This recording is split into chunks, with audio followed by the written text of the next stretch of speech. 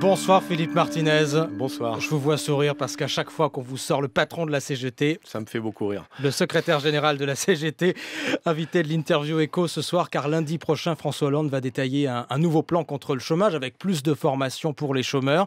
Vous avez vu tout à l'heure le Premier ministre Manuel Valls. Allez-vous soutenir ce plan? Allez-vous soutenir le gouvernement? Écoutez, ce plan demande plus de précision. En tout cas, on a fait des propositions au Premier ministre en matière de formation des privés d'emploi. La première chose qu'on lui a dit, c'est qu'il faut, pour trouver du travail aux chômeurs, il faut qu'il y ait des offres d'emploi. Et pour l'instant, c'est ce qui manque le plus. Donc, avant la formation, il faut un état réel des besoins en emploi. Et pour l'instant, c'est le flou le plus artistique. Alors, sur la formation... C'est pas le gouvernement qui décide du nombre de créations d'emplois et du nombre d'emplois disponibles.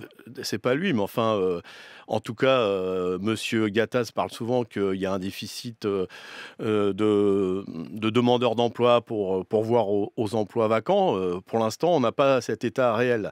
La deuxième chose, c'est, pour parler de la formation, nous avons précisé au Premier ministre que beaucoup de demandeurs d'emploi sont diplômés, ont eu une formation. Donc ça illustre bien ce que je veux vous dire.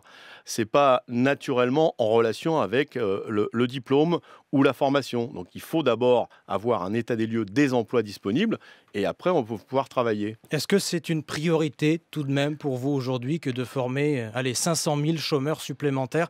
Ça ferait plus d'1 million de formés, donc d'hommes, de femmes en formation en France cette année. La priorité, c'est que tous les privés d'emploi trouvent un travail en relation avec leur qualification. Ça, c'est la priorité de la CGT. Alors oui, il y a besoin de former, notamment les plus jeunes, qui ont été en situation d'échec scolaire, mais il faut des formations qui valident des diplômes et ensuite qui donnent des emplois correspondant à des diplômes. Mais on ne peut pas résumer le problème du chômage qu'à la formation des privés d'emploi. Je le répète, il y a beaucoup de jeunes diplômés qui cherchent du travail. La seule solution qu'on leur propose, c'est de ne pas travailler en fonction de leur formation, mais en fonction d'emplois disponibles, souvent au rabais, et ça, c'est pas une solution.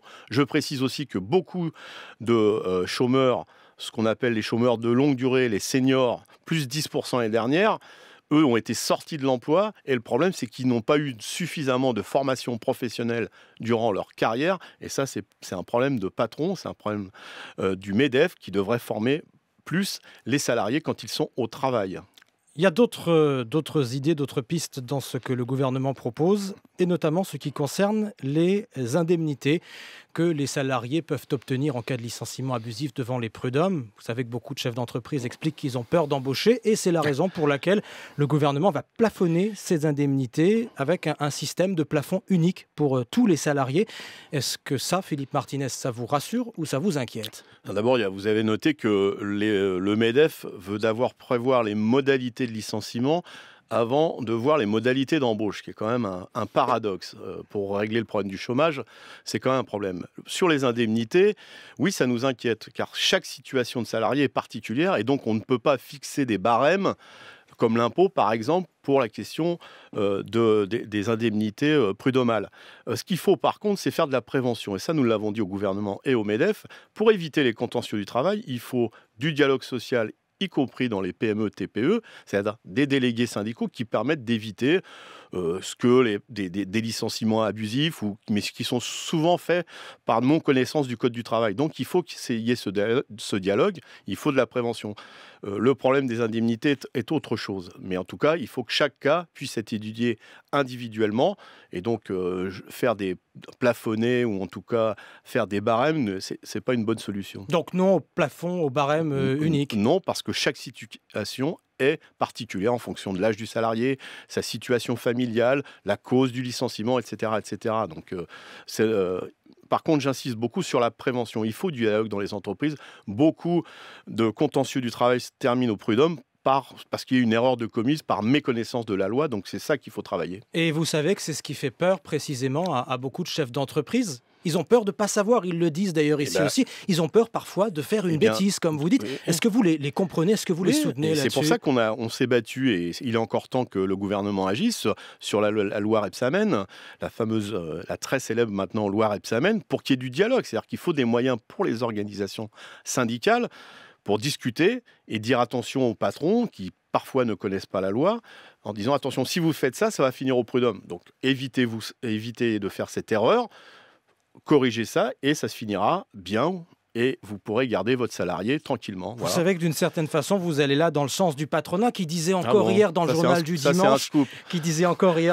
du dimanche, plusieurs représentants patronaux, finalement tout ça est beaucoup trop compliqué. Il nous faudrait un contrat de travail nouveau, sécurisé, agile, qui finalement mettrait les choses sur la table au départ et nous permettrait de licencier plus facilement en cas de difficulté. Ce que veut le MEDEF, c'est ce que je vous expliquais tout à l'heure, c'est savoir comment il va pouvoir licencier avant d'embaucher. Ce qui est absolument stupide, enfin en tout cas qui montre la volonté du patronat de régler le chômage.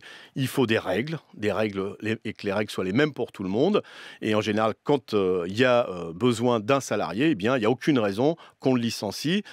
Par contre, et c'est ce que nous avons dit au gouvernement, il faut plus de solidarité. Vous voyez, on a le souci du patronat entre les grands groupes qui ont beaucoup d'argent et les PME, TPE, mutualiser les moyens pour qu'on aide, par exemple, les privés d'emploi à s'insérer dans les PME, les apprentis à rester, à trouver du travail derrière leur apprentissage. Donc nous, on est pour la solidarité patronale, c'est-à-dire une genre de caisse commune dont les grosses entreprises auxquelles les grosses entreprises pourraient cotiser et qui donnerait des moyens aux petites et moyennes entreprises pour embaucher. Ça, c'est de la solidarité patronale. On est obligé de faire le boulot de gâtase, mais on est prêt à le faire quand il s'agit de lutter contre le chômage. Mais cette grande demande de simplification qu'on entend chez les employeurs, que le gouvernement promet avec la future loi El Khomri, la ministre du Travail, là-dessus, vous allez suivre, Philippe Martinez. On va discuter, mais c'est absolument scandaleux de considérer, d'ailleurs plusieurs voix s'élèvent contre ça, que le problème de l'emploi en France, c'est le Code du travail. Le problème de l'emploi en France, c'est qu'il faut arrêter de licencier dans des entreprises où il y a besoin de salariés, il y a besoin de compétences et il y a besoin par exemple, ce qu'on propose, de réduire le temps de travail pour que tout le monde puisse travailler. Vous voyez, faut travailler sur... C'est toujours dans le programme de la CGT, les 32 heures. Plus que jamais dans le programme de la CGT, il faut des solutions modernes, innovantes, contrairement à ce que veut le MEDEF, c'est-à-dire pouvoir licencier comme il le souhaite. Ça, c'est des choses... Vous savez que si le président du MEDEF était là, il vous redirait que licencier n'est jamais un plaisir, que c'est quand on y est contraint. Écoutez, ils doivent être très malheureux parce que, vu le nombre de licenciements qu'il y a chaque année, ils doivent être très malheureux, et le président du MEDEF en particulier. Il faut absolument qu'on débloque des emplois, c'est ça le vrai problème.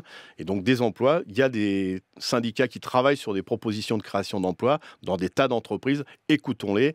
Nous sommes force de proposition, nous sommes modernes, les archaïques, c'est le MEDEF, parce que revenir 30 ans, 50 ans en arrière, ça n'est pas la modernité. Philippe Martinez, le secrétaire général de la CGT, invité de l'Interview Écho. Merci. Merci.